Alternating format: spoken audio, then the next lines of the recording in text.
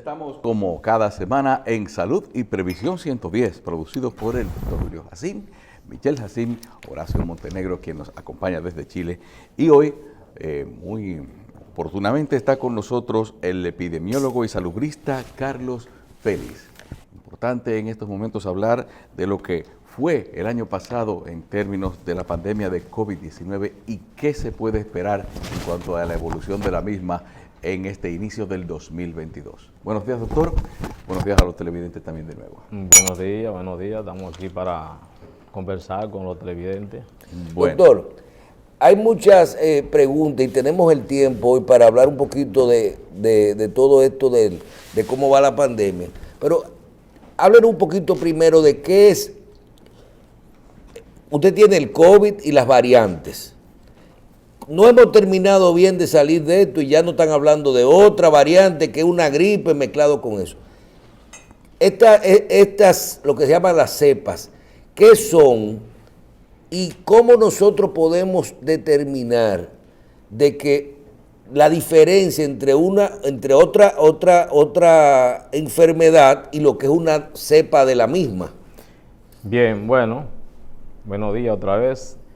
Nosotros estamos ahora mismo en presencia de un aumento inusitado de esta enfermedad, de la COVID-19. Estamos en presencia de la quinta ola a nivel del país, parecido a algunos países de Europa. Y esto es el producto, en el caso de República Dominicana, porque el comportamiento del virus ha tenido una manifestación de tipo natural desde el punto de vista de la evolución del virus. Y este comportamiento natural ha sido producto de la política que se ha aplicado para detenerlo. Cuando usted no detiene una pandemia, cuando ya está incrutada en términos territoriales, pues el virus tiene un comportamiento natural y es en forma de oleada, vuelve y se aplana y vuelve y sube hasta que usted adopte política epidemiológica y sanitaria para resolver ese problema. Doctor, si no se produce... vamos a volver un poquito atrás. La pregunta viene porque usted es epidemiólogo y entonces usted conoce el comportamiento de todo esto. Recuerdo al inicio de la pandemia que te decían a ti, no hay pruebas. Y después llegaron unas pruebas rápidas que eran la gente se echaba un poquito de sangre en una y te decía, está positivo, está negativo. Luego decían que no, las pruebas no estaban listas y que utilizaron pruebas que eran de otra pandemia para determinar esto. Todas esas pruebas estoy hablando de pruebas, que estaban en el mercado para COVID-19, ¿son las mismas pruebas, no importa la variante? No, son diferentes. Puede ser que algún tipo de prueba esté dando muy positivo, por ejemplo, con una gripe o con algo muy similar sin ser COVID. Claro. Porque yo creo que hay una alarma y veo que no hay una enfermedad no hay mucha gente, hay mucho positivo, pero es como con gripe. No. La prueba para identificar determinado tipo de microorganismo está en función del desarrollo tecnológico que tenga ese país. Y entonces la prueba se realiza para específicamente identificar el microorganismo. Tecnológicamente se utiliza una plataforma que permite identificar, en este caso, la parte genética del virus, que es el genoma, se identifica. ¿Qué sucede? Que los virus tienen una capacidad de mutar muy frecuente como mecanismo de defensa y de replicación, de reproducción para sobrevivir, porque es lo que le permite es existir como tal. En la medida en que el microorganismo va mutando, se va replicando, va sacando variantes diferentes, la ciencia tiene que adaptándose técnicamente para poder identificar las nuevas variantes que se están produciendo. En qué área del virus se está produciendo, para entonces identificar el comportamiento de esa nueva variante, comportamiento que implica una manifestación clínica del virus con relación al tronco, a la original. La original puede dar un comportamiento diferente sobre la base de que el ser humano no ha tenido experiencia con relación al virus original. Me explico, en el caso de SARS-CoV-2, la humanidad no tenía experiencia vinculada a esa familia de virus sino a otra familia y daba manifestaciones clínicas que tenían que ver desde la cefalea, que es dolor de cabeza, dolor muscular, pérdida del olfato, del gusto, malestar general, aumento de temperatura, náusea, diarrea, una serie de síntomas. En la medida en que se hayan producido elementos de replicación, eso generó entonces que se desarrolle un kit para ese tipo nada más de variante, que fue la original. Cuando se replica el virus, entonces hay que adaptar un kit nuevo para identificar la nueva variante, porque eso se produce por errores en la composición de las proteínas del virus, a nivel de los aminoácidos.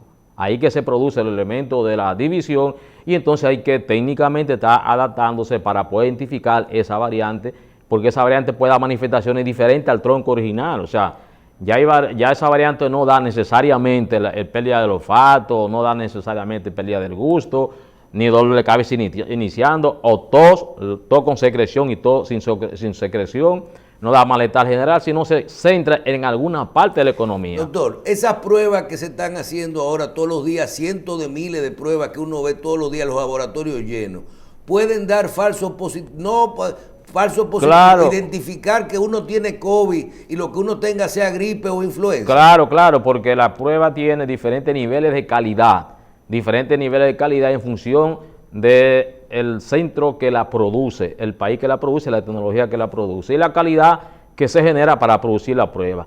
Hay kits que traen diferentes tipos de pruebas para hacer diferentes tipos de variantes. Hay kits que tienen, por ejemplo, para identificar 5 variantes, 4 variantes, delta, alfa, gamma y Omicron en este caso, te la puede diferenciar, o la influenza te la puede diferenciar. Y eso aquí apareció el 20 de diciembre, el Omicron allá en Europa, y eso aquí que están aquí ya llega, y todavía nosotros no sabíamos si teníamos la cepa y ya lo estaban aquí. Recuérdate que eso es una decisión política fundamentalmente de gobierno, de Estado, no privado, en países como nosotros, porque a otro nivel también se da que los gobiernos tienen intereses, tienen tecnología, tienen apoyo, capacidad de inversión, y entonces son los primeros que empiezan a identificar y a crear chips o a crear kits. En el caso de República Dominicana, aquí cuando se estuvo hablando ya de la presencia de la Omicron desde noviembre y empezó a diseminarse a nivel de muchos países. ¿Nos preparamos para eso? No, que nos preparamos. Aquí hay gente del sector privado que está vinculado a desarrollo de tecnología de laboratorio que consigue los kits en los países de fuera. Una vez. Y trajo. Lo que pasa es que para comprar kits aquí en República Dominicana, desde el punto de vista del gobierno, tiene que pasar por una serie de pasos, tú lo sabes, para poder comprarlo y para poder probarlo, y eso genera dificultades. Hay sector privado que por un problema económico, de generación de recursos económicos, compran más, facilitan más la compra y adquieren más el producto. Ahora bien, ¿qué pasa?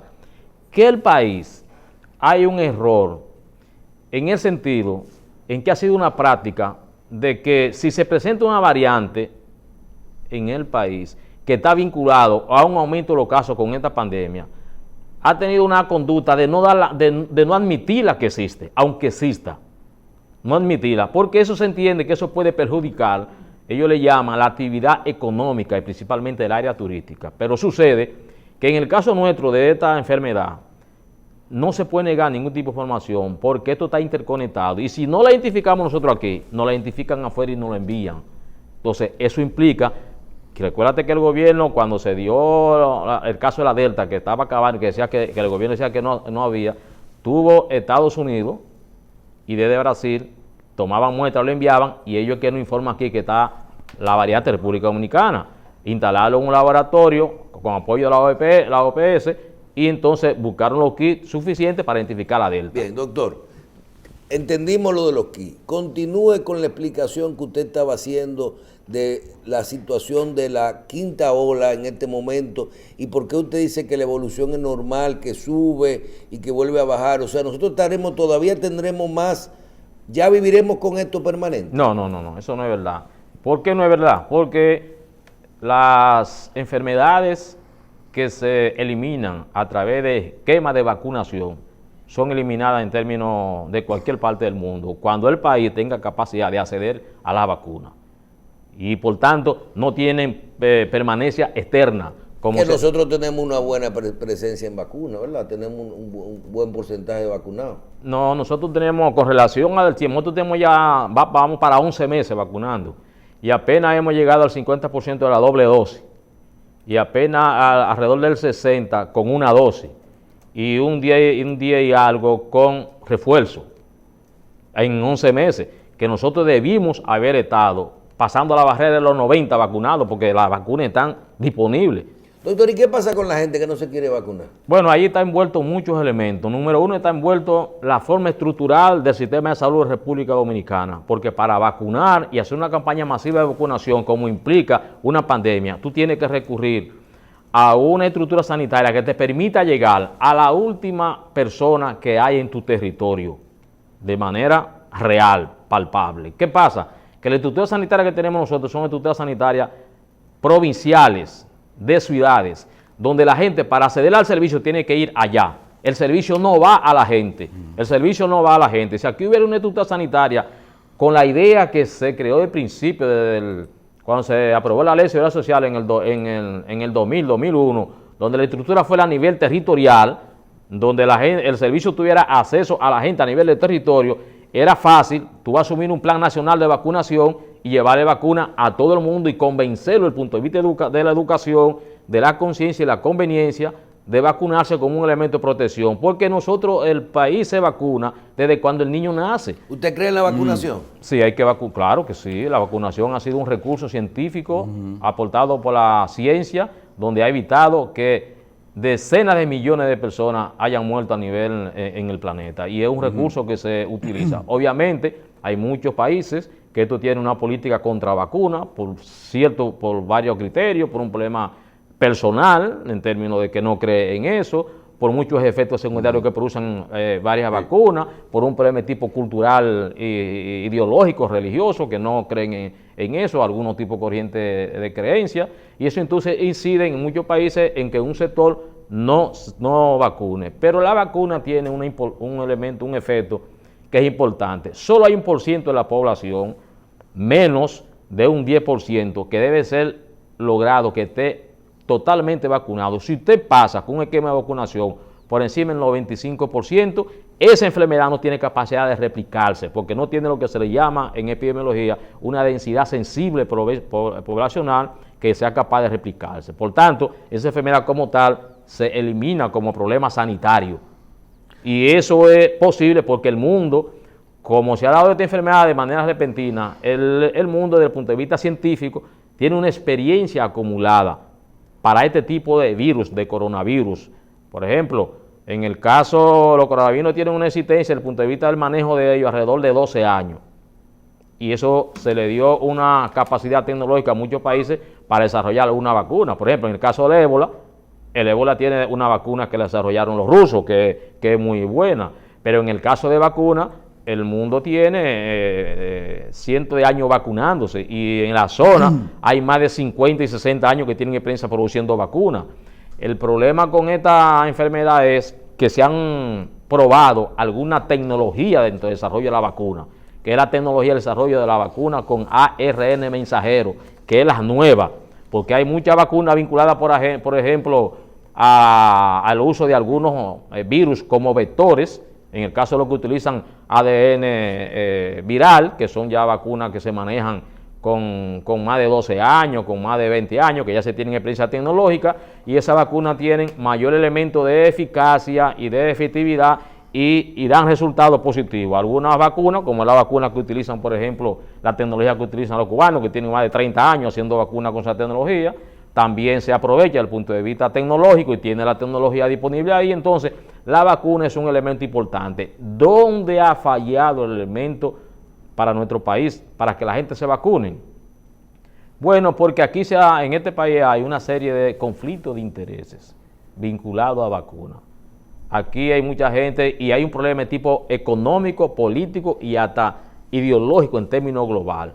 ¿Por qué? Porque la vacuna la están produciendo principalmente Estados Unidos, Europa, algunos países, China, Rusia y Cuba. Son los que producen vacunas vinculadas a la COVID hasta el día de hoy. Y eso generó entonces un confrontamiento y una confrontación ideológica, económica y política. Porque entonces, en este caso, en esta parte del mundo, los que no comparten la idea de China, ni de la vacuna de China, sobre el argumento falso de que lo que produce China no sirve, se dio un enfrentamiento con la vacuna china y la vacuna norteamericana, y ustedes saben que eso generó un conflicto de credibilidad, a tal punto que la primera vacuna que se contrata en República Dominicana es la Pfizer, a pesar que ya... La AstraZeneca. No, la Pfizer. La Pfizer y la AstraZeneca. La Pfizer primero y la AstraZeneca después. La AstraZeneca se contrata cuando la Pfizer falla, que no le cumple al país. Y le falló, recurrieron a la AstraZeneca. A la AstraZeneca tampoco cumplirle el país. El país tuvo que recurrir a China entonces, a la vacuna que disponía China, que era la que en ese momento estaba facilitándole vacuna a muchos países del mundo. Y la otra vacuna, que ya fue la primera que se registró a nivel mundial, el 11 de agosto de 2020, que fue el Sputnik 5, que también por un problema de lucha entre Estados Unidos, Rusia y Europa y todo, generó un problema también de falta de credibilidad.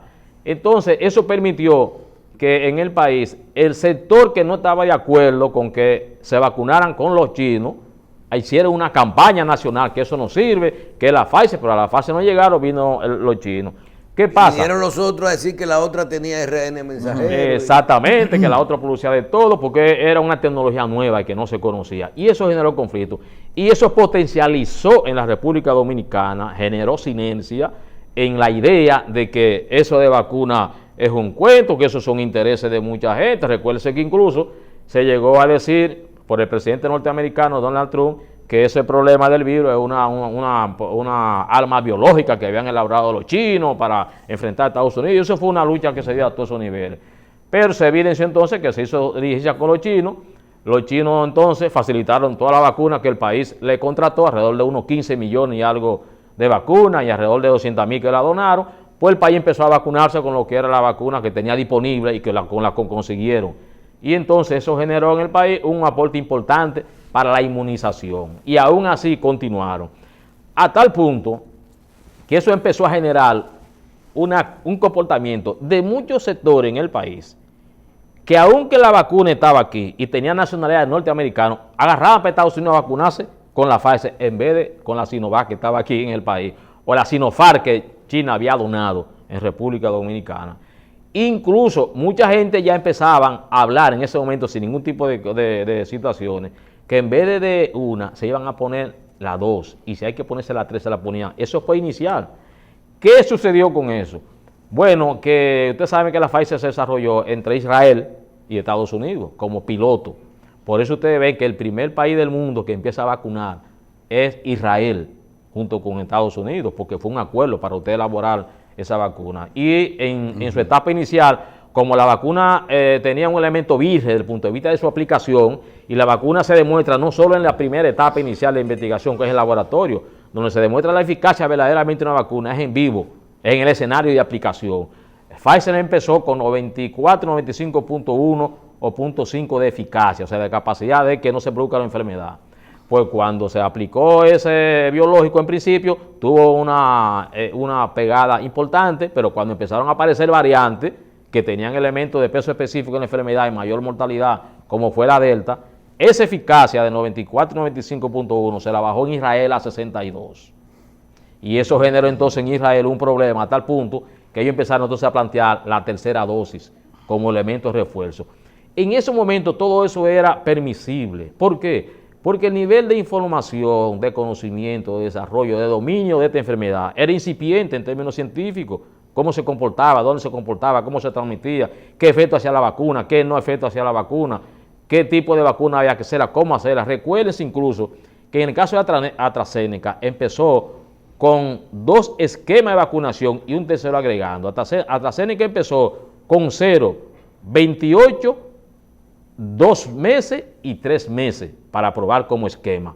Porque uno de los errores que cometieron la ciencia al inicio de esto fue que elaboraron una vacuna en base a 2 esquemas de inoculación y algunas de ellas en base a 1. No sopesaron ellos, no tuvieron en cuenta ellos que el virus podía tener capacidad de replicarse tan rápido y con tanta variante. Y eso es lo que ha hecho que la ciencia le sorprenda la forma en cómo se replica, y esa replicación entonces ha tratado entonces la ciencia de darle respuesta, generando opiniones, generando ideas de dar refuerzo. Pero los refuerzos se convierten como parte del mismo esquema, porque un refuerzo no se da al mes, un refuerzo no se da a 2 meses. Recuérdate que la vacuna que uno se pone, por ejemplo en el país, los diferentes esquemas es al nacer, 2 meses, 4 meses, 6 meses, refuerzo a los 4 años, refuerzo a los 10 años. Tú no puedes tener un refuerzo 1 mes, 2 meses, a los 3 meses. Eso no es refuerzo, eso es parte de un esquema. Lo que pasa es que a la ciencia no prever eso, entonces se ha dado la tarea hacer biológico de vacuna cada vez que se presenta una variante.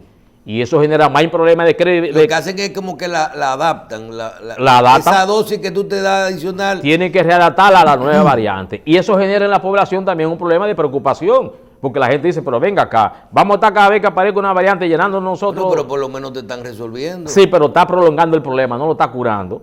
Eso es igual que mucho cáncer, que la ciencia médica, la farmacéutica, ¿Y qué opción tiene la farmacéutica entonces? Lo que se está haciendo ahora. No se conocía, doctor. Lo que se está haciendo ahora, hay muchos países que hicieron su vacuna en base a 3 esquemas y un refuerzo. Eso están teniendo mejores resultados. Y ahora, por la experiencia que se tiene ya de la capacidad de replicación de este virus, hay 2 países, el ejército norteamericano tiene una información que está trabajando a nivel de un biológico y una vacuna que actúe en la espiga de la vacuna y en el genoma de la vacuna, de la espiga del virus y el genoma del virus, como una forma de evitar la replicación futura de cualquier tipo de variante. Eso mismo lo están haciendo los rusos y ya tienen la etapa 3 de investigación. Esa es la prevención que están ellos evaluando, que sería la solución definitiva a eliminar la capacidad de replicación del virus en determinado tipo de variantes. Esa es la última información vinculada al desarrollo de la vacuna. Pero Pfizer tiene una decisión que ante la presencia de la Omicron, ellos empezaron a elaborar ya un biológico nuevo, pero para la Omicron. Y la información que dieron en la investigación, que esa información la van a entregar en marzo de este año que estamos, para la Omicron. Pero resulta, como tú hiciste la pregunta en principio, que acaba de informarse en Francia, que acaba de identificar una nueva variante, que es la variante B.1.640.2, que ya lleva identificado alrededor de unos 15 pacientes en Francia. Y apenas estamos nosotros todavía sobreviviendo con la variante Omicron. Eso te da una idea a ti, que el pensamiento no debe ser actuar en base a variantes y reforzar y poner dosis 2, 3 y 4, porque incluso un elemento característico de esta variante, la Omicron, es que le está dando al que está vacunado con 2, al que tiene refuerzo con 3 y al que no está vacunado, porque ha desarrollado una capacidad de comportamiento. Pero le da suave al quien está vacunado. No, le da suave a todo, porque es un comportamiento natural de ella. O sea, la variante tiene un comportamiento natural, que el que está vacunado con 3, esquema y refuerzo, le da, y el que no está vacunado, le da, y aún así le da con un comportamiento no agresivo, no letal tan alto, a todo le da. Es lo que estamos pensando. Yo tengo pacientes, por eso el esquema de que se pongan 4, que se pongan 3, desde el punto de vista del comportamiento práctico, no cabe ahí, porque la variante le está dando a todos. Bien, doctor, tenemos a Montenegro de Chile. Horacio Montenegro, adelante, buenos días. Gracias, buen día, doctor. Hola, buen día. He escuchado atentamente toda su exposición y a mí me salta la siguiente duda. Tener hoy casi un 45% de positividad en República Dominicana es sin duda una situación que indica que se escapó de todo control sanitario el virus allá. La pregunta es, independiente de toda la explicación científica que usted ha dado, ¿cierto?, respecto a las distintas vacunas, cómo afectan las variantes y todo, ¿cuál es el rol del Estado para haber mejorado la situación y no haber llegado a este porcentaje de positividad que es extremadamente alarmante?